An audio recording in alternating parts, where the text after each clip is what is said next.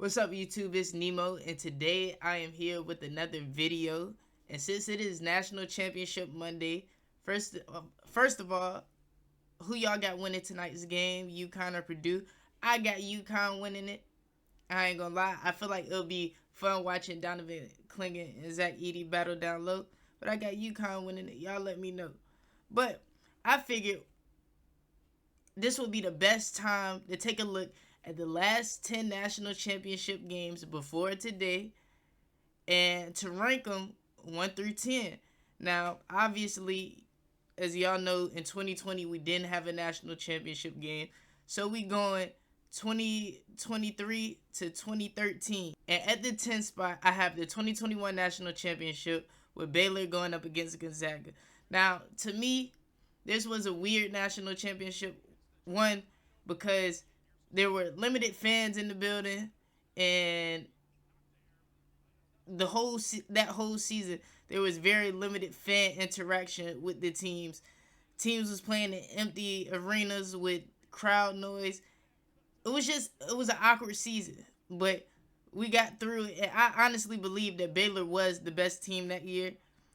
And the preseason number 1, the preseason number 2 teams were the teams that made it into the national championship. And in that game, Baylor came out firing on all cylinders, started off the game 9-0, and ultimately they just dominated the game throughout. Gonzaga didn't have a lead for a single second of the game. It was a complete domination, a complete obliteration, and that is why I have that at the number 10 spot. Now, at number 9, I have the 2014 National Championship with UConn and Kentucky. Now, that year, both UConn and Kentucky both didn't look like national championship teams. If I'm not mistaken, UConn was a 7 seed, Kentucky was an 8 seed in the tournament. Kentucky was starting 5 freshmen. So to even make it to the national championship was crazy. But that game was similar to the Baylor game. Just the margin of victory wasn't as big as the Baylor game. UConn came out firing on all cylinders. Even though Kentucky fought back, clawed into the game, got it within 1 point, they just couldn't tie the game or take the lead. And if I'm not mistaken, the only tie in that game was 2-2, and Kentucky never had a lead in the game. Now, at the number 8 spot, I have the 2023 national championship, last year's national championship between UConn and San Diego State. Last year's national championship last year's Final Four really didn't get much love because nobody saw none of the teams in the Final Four get into the Final Four. You had FAU, Miami, UConn, and San Diego State in the Final Four. Final Four tickets for the men's were actually cheaper than the women's.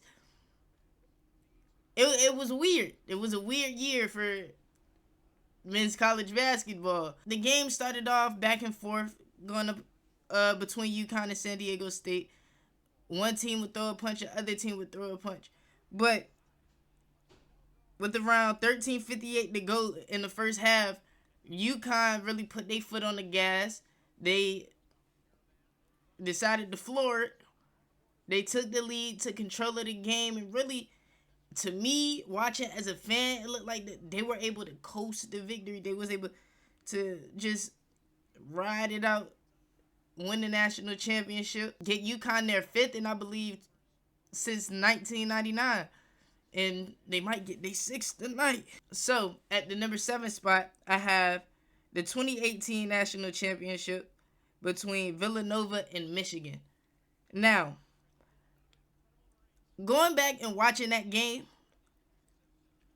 that probably had the 2 most star-studded rosters out of all of the games. And when I say star-studded rosters, I'm not talking about college stars. I'm talking about guys that were able to get to the NBA and last in the NBA for a couple years.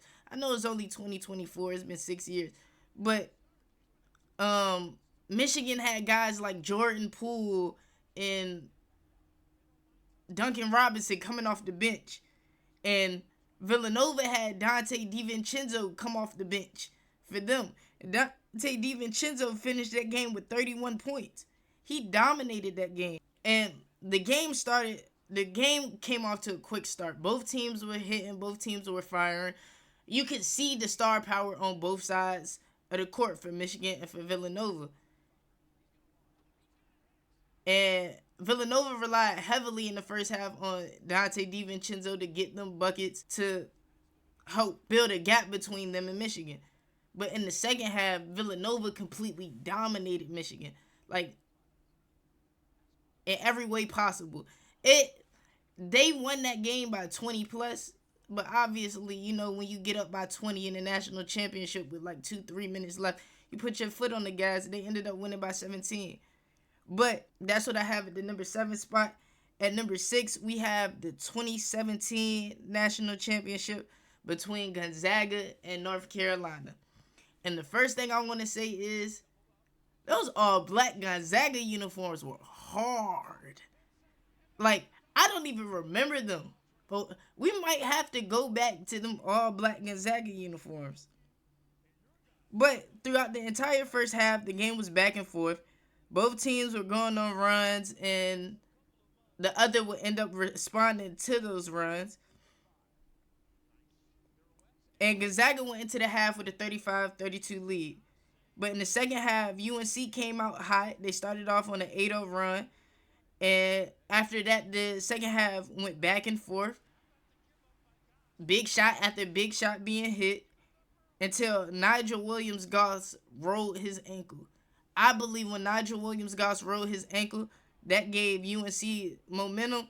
And from there, they rolled that momentum out to end up winning the game and getting them the 2017 national championship. Now, at number 5, I have the 2013 national championship, which, if you didn't know, I'm about to tell you, Louisville won the game. Now, Louisville has had that title vacated, but that don't mean we can't go back and look at that national championship game.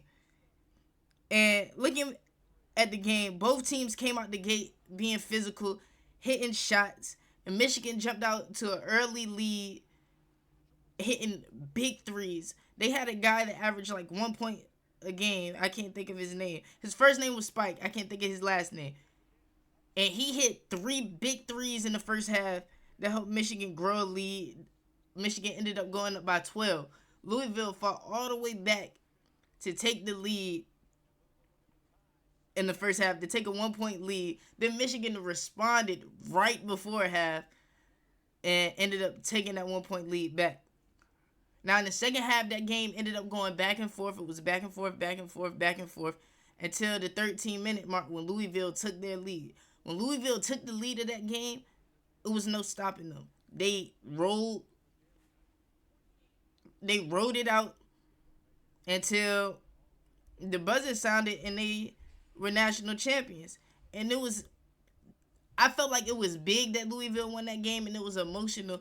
Because if y'all don't remember, that was the same year that Kevin Ware broke his leg on national television. I believe I'm a Duke fan. It was in the Elite Eight against Duke. I remember watching the game. I remember where I was at when the injury happened. It was bad. I was there. I mean, I won't there, but I remember it vividly. At the number 4 spot, speaking of Duke, we have the 2015 national championship. Now, if y'all remember the 2015 season, a lot of people didn't think Wisconsin deserved to be in the national championship. It was Duke against Wisconsin. They believed that the game should have been Duke versus Kentucky, which I think would have called for more viewership and sold more tickets. But Wisconsin ended up upsetting Kentucky in the Final Four, and the game was Duke versus Wisconsin. The game really started off slow. It felt like both teams was trying to figure each other out. Duke had played Wisconsin earlier that year, so I feel like both teams watched a lot of film and basically was trying to see what the other team would do to respond to the changes that they made. And going into halftime, the game was tied at 31. That was actually the first tie at halftime since 1988, which I thought was crazy. Just a quick fun fact. And in the second half, Wisconsin came out strong, building the lead. Wisconsin looked like they had the game in their hands. And fortunately enough for Duke, their freshmen stepped up. Tyus Jones and Grayson Allen off the bench stepped up and had huge games. And them two alone single-handedly were able to bring Duke back into the game. And once Coach K decided to put Jahlil Okafor back in the game because he was in foul trouble, Duke's fantastic freshman just started balling. Offensive rebounds, putbacks, ended up taking the lead, winning the game 68-63. At the 3 spot, I have the 2022 national championship between Kansas and UNC. Now, that game was a good game. I was not expecting to put anything after 2020 in the top 5, honestly. But watching that game, watching Kansas get out to a hot start in the game and look like they was going to dominate UNC, to watching UNC fight back and take the lead, and UNC get a 15-point lead going into the half. They ended up, their biggest lead was 16 in the first half. It was actually mind-blowing to see how the tides turned just in the first half of that game alone. And Kansas was able to fight back throughout the whole second half, fight back, take the lead, and win the game, which to me, this played a big part in me putting it at 3. That was the largest comeback ever in national championship history, coming back down from 16 points. And so that's why I personally decided to put that game at the 3 spot. Now at number 2, we have the 2019 national championship between the University of Virginia and Texas Tech. Now, that game, if I was ranking them on excitement, that game wouldn't be as high up as it is. But it takes the number 2 spot because of the quality of basketball that was being played in the national championship, as well as the game being entertaining. This was a defensive matchup between two of the best defensive teams in the country that year. And you could tell as both teams combined, they started off the game 1 for 9. But the University of Virginia started to hit shots. They ended up taking a 9-3 lead. And then after that, Texas Tech got hot from 3 and was able to tie the game up at 19. And then from there, the game was it was a constant back and forth. Things were going back and forth between both sides. Back and forth, back and forth, back and forth. Like, if you were watching that game, you honestly didn't know who was going to win the game. And then with 35 seconds left to go in the game, Texas Tech ended up taking a 1-point lead. UVA came down, missed the shot. And obviously after that, they had to foul. So they fouled Texas Tech. Texas Tech makes both free throws. And with 12 seconds left to go in the game, DeAndre Hunter hits a 3 to tie the game up that ultimately sends the game to overtime, which was the first overtime game since Kansas and Memphis in 2008 with Mario Chalmers and Derrick Rose and Sharon Collins. And in overtime, the overtime period started off going back and forth between Texas Tech and Virginia. Back and forth, back and forth, back and forth. And with 2 minutes left to go in the half, with 2 minutes left to go in the overtime, Virginia, in my opinion, they took control of the game. And they just dominated those last 2 minutes to get them a national championship win a year after being upset by UMBC in the first round.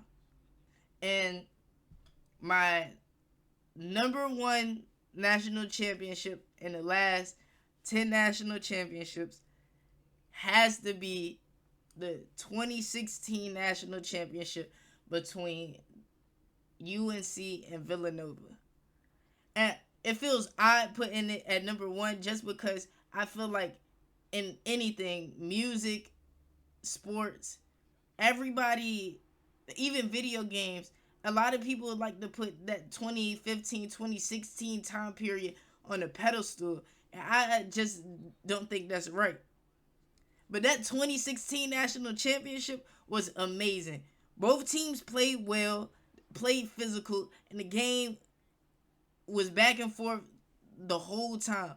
UNC would throw a blow, Villanova would take that blow, counter, boom, hit UNC back. UNC would then punch Villanova right back. It was crazy. It was crazy watching it. And watching Villanova take a 10-point lead with 5 minutes left to go and thinking, oh, from right here, the game's over, to UNC only being down 2 or 3 with 3 minutes left to go. And then Marcus Page hitting his double clutch 3-pointer to tie the game up with about 6 seconds left to go in the game. And then Villanova coming down, hitting the trail man at the buzzer to win the game. Like, if you didn't watch the 2016 national championship, you have to go back and watch that game. That game is honestly a work of art. It's an instant classic. That's my rankings of the last 10 national championship games. Let me know if y'all agree. Let me know if y'all disagree, what y'all would change. But with that being said, if you like the video, make sure you hit the like button, you subscribe, and you share the video with your friends. And until next time, I am out.